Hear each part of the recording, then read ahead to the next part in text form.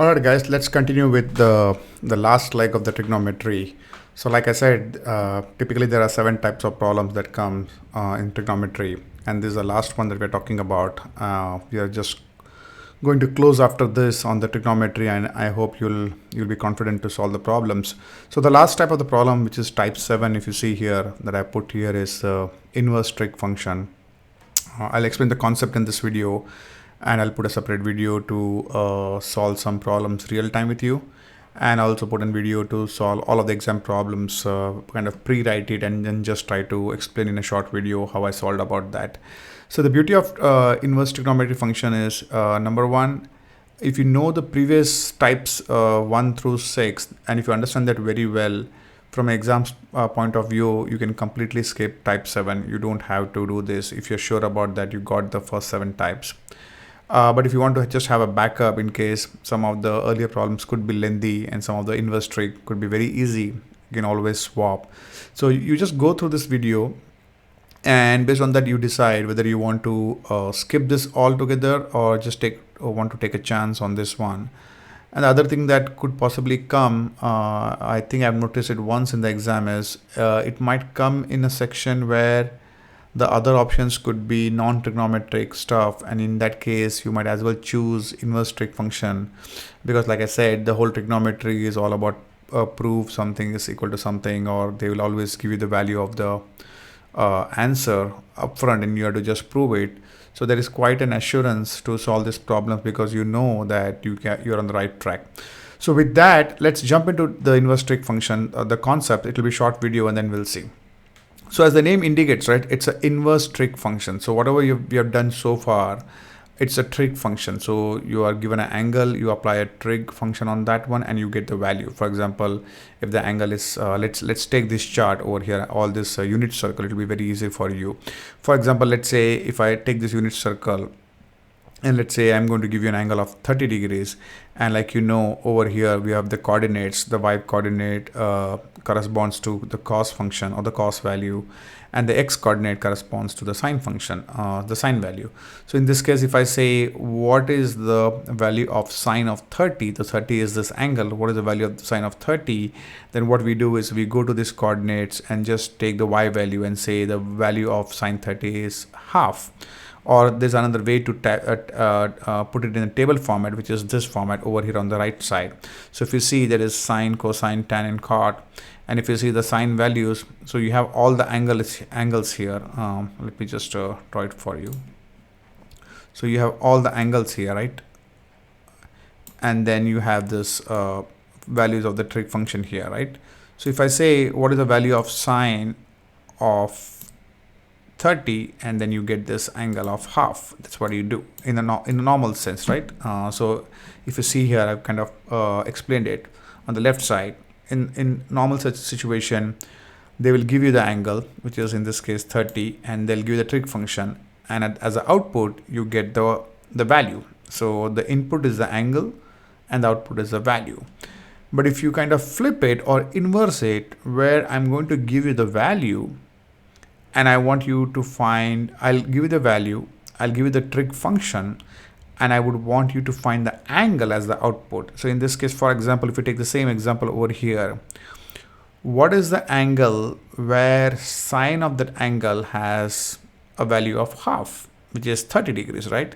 So normally you would do sine of 30 is equal to half, but what I'm asking is what is the value of the angle for a sine function where the value is half, what is the angle for that? So that's a 30 degrees. So that's how I put here. Like if you see the question here, right? I put in a question format for you to understand that inverse trig, when you say inverse trig function, basically what you're trying to find is what is the angle for which the sine of an angle has a value of half. Let's say if I take another example, I'm asking, if you see this table over here, a tan of 45, right? Let me take a different color here. Tan of 45, right? I'm talking about tan function is 1. So tan of 45 is 1, but I'm asking you an inverse function. What is the angle for which tan of that angle has a value of 1? So that's what I put here.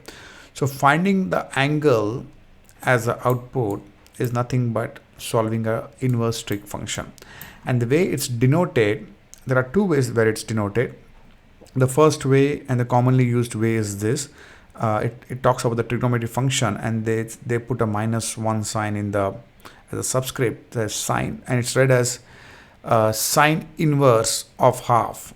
What is the angle? So sine inverse of half is 30, or we can say sine of 30 is equal to half. So it depends upon where you move the sine function. If you move it towards the value, then you get the angle as the output, and that's how it's denoted: sine inverse of, tan inverse of, cos inverse of.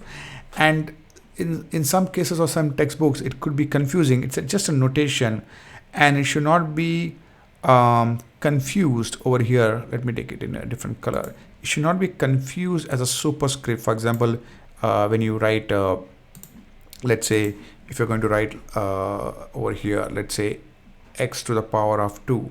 So it's not this case. It's not the power. Okay, this is not the right way to look at that. Okay, it's just a notation. So all it says is it's sine inverse. Just go with the notation.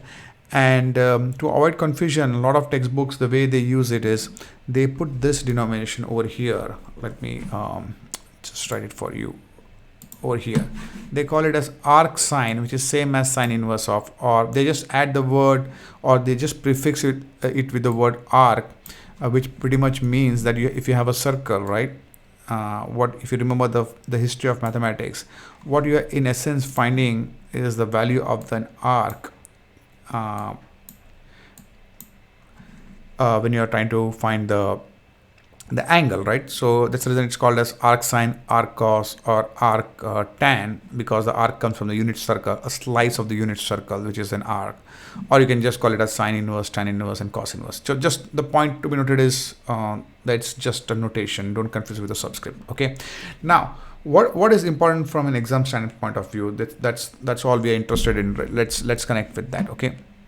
So if you look at the syllabus book, there's tons of content there, and it's very confusing, because if you look at the exam papers for the last 4 years or 3 years, there are only 2 or 3 types of problem that come in within this kind of inverse function. And for that, you don't have to remember all the formula or the properties of inverse trig functions. You just have to remember 1 or 2, and you should be good for now. And if you want, I can put an optional video for the remaining things, but more than likely it's not going to come. Or if you're anyway going to be starving for time, which is going to be the most of the case, you just follow this bare minimum and it should get you through safely. Okay. So from an exam standpoint of view, whatever you see here, I've written this section, what is important from the exam point of view, and I put few things. This is one block, and I just use the asterisk because it's important. So standard substitution of problems, it's just trying to understand what is this. There are something called as reciprocal properties. I'll explain you what it is. And there are 3 important tan properties that you just need to remember. And that should take care of all of the chapter of trigonometry. You can solve all the problems. I don't see any other problem coming in. Okay. And if you want to do more practice, I can add an optional video and you can practice. But from a strict exam standpoint of view, this is all you care about. Okay. And let's dive into each of this, what it means from an exam standpoint of view. But pretty much that's it. So let's keep going. Let's take this. We'll take this piece first, the standard substitution, what it means. Then we'll go to the reciprocal properties, and then we'll come to the main section of the how to solve the inverse trig on tan, and what are the 3 properties that we need to remember about that. Okay. So with that, let's get into the first one. Okay. And till I tell you, you just need to consume. There's nothing you need to memorize. Okay.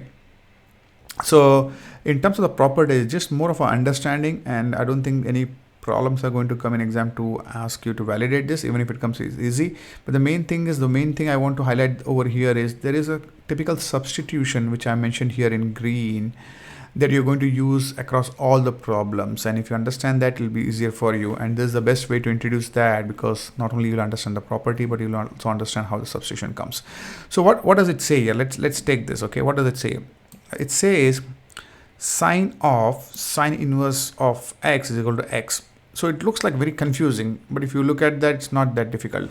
And I'm going to give you an example first, and then there's a proof. Then we can talk about that in the exam. Anyway, they're not going to ask you the proofs, but let's take an example. Let's say you have a sine of an angle. Okay, sine of an angle, it's over here, right? Sine of 30, and you know it's half. So in this case, let's substitute the half value as x, and y is equal to 30. Okay, y is the value of that 30 degrees and half is x. So what this particular piece is saying over here, what are they trying to say? So what they're trying to say is sine of a sine inverse of x is equal to x. Okay, that's what they're saying. And what does it mean? Let's try to understand that. So if you take here sine of 30 is equal to half, that means, like I explained, sine inverse of half is equal to 30. That means what is the angle for which the sine of the angle is 30, and that's what we're trying to calculate here. Sine inverse of half is 30. So if you put this into this equation over here, what we're saying is sine inverse of x, that is sine inverse of half is x here, right? That's why we have put here x is equal to 30. So sine inverse of x is 30, so we can say sine of 30, and sine of 30 is equal to half. Okay, and half is nothing but the value of x here, so is equal to x.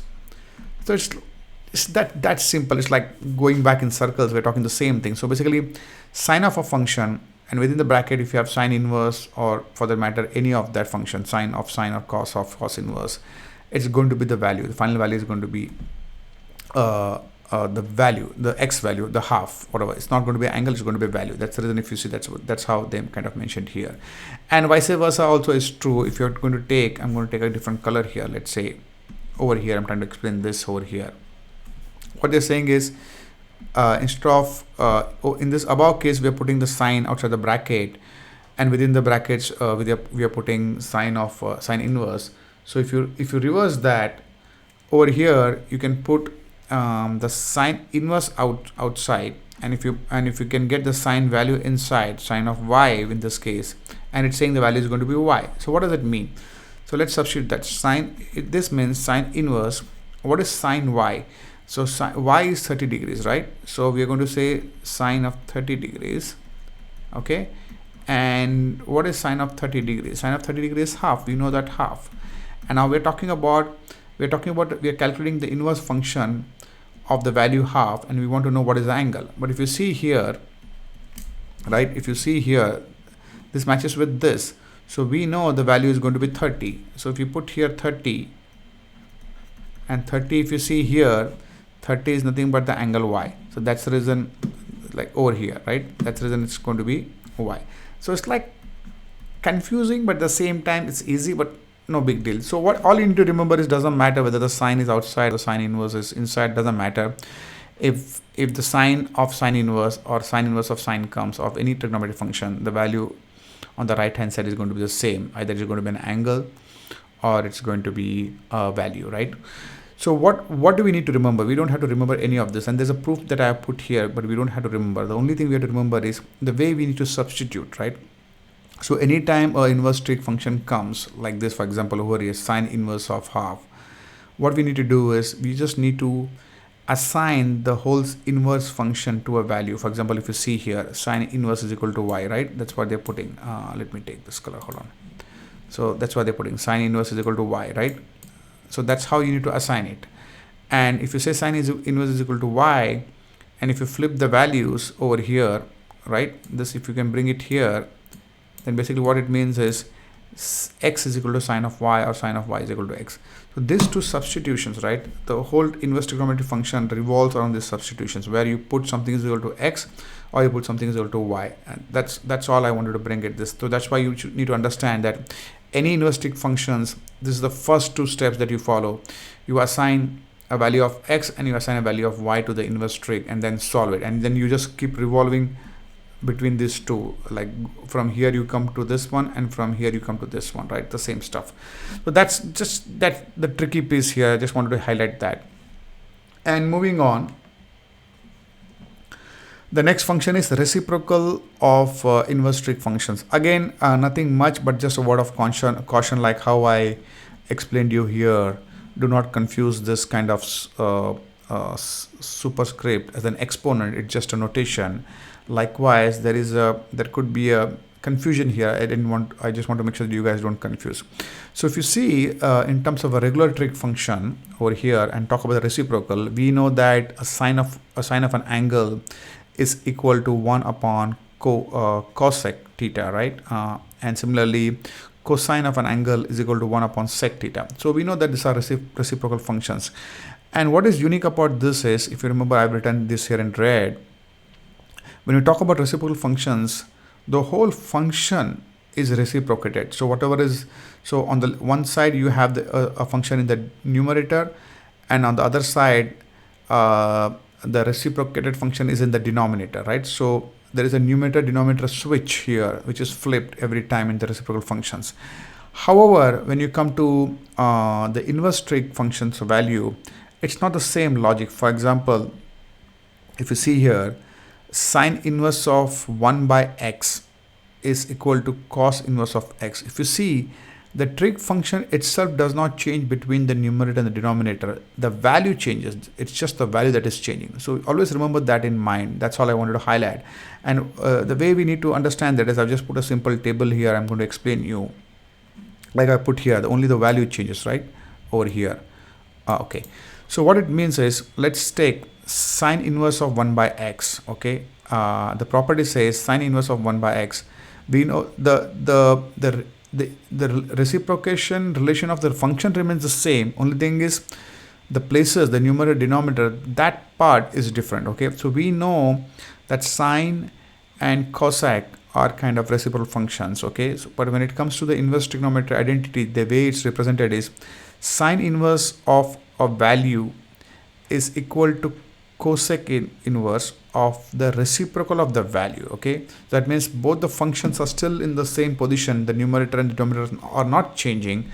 The position or the numerator denominator of the value is changing, and it's very easy to understand. If you see here, like, let me take this one.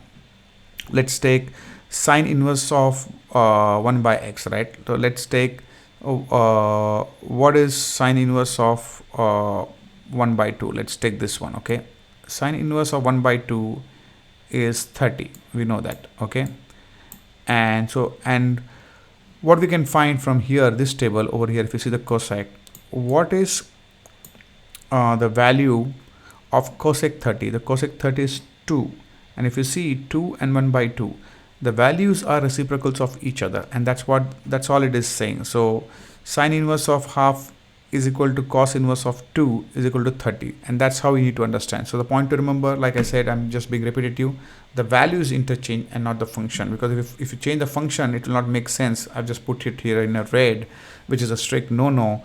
For example, sine inverse of 1 by x is not equal to 1 upon cos inverse, where I'm kind of changing the position of the numerator and denominator. It's not true, because if you substitute the values, you will not go anywhere. Sine inverse of 1 by 2 is 30, which is good. This part is okay. But if you take the right hand side, 1 upon cosec inverse about 1 upon x, that's not going to make sense, because it will give you 1 upon cosec inverse of half, which is invalid value if you just try to use a calculator. So just keep that in mind. Just avoid the traps and keep that in mind. So over here, this is the important piece. So the reciprocal relationship of the functions remains the same, like cosine will go with sec, tan will go with cotan, and sine will go with cosec. And in case of inverse trigonometric functions, the value interchanges the numerator and denominator. Okay, just keep that in mind. Again, an easy piece of reminder. Okay, now the last section, which is the most important for problem solving, and I'll talk about this again when I solve the problem. But, or maybe what I'll do is, I'll just put a separate video just for this function stand. That way it will be easy to understand. But there are 3 properties, and that's all you need to understand, and I don't think you need more than that. And there are some concepts which have been explained in the textbook, which are important, very important in a sense, but I don't think that there have been problems, at least for the MSBTE papers, paper code 22103, where they're asking you about that. For example, what is the domain range? What is how to express the range functions as a graph and stuff like that. So I might just put an optional video in case people are curious. I'm not sure, based on my time and availability, I might put it. But from an exam standpoint of time, they are not asking you. So if you're going to read a syllabus book, and if you're seeing all this coverage, I don't think you should just freak out, because I'm not going to put that.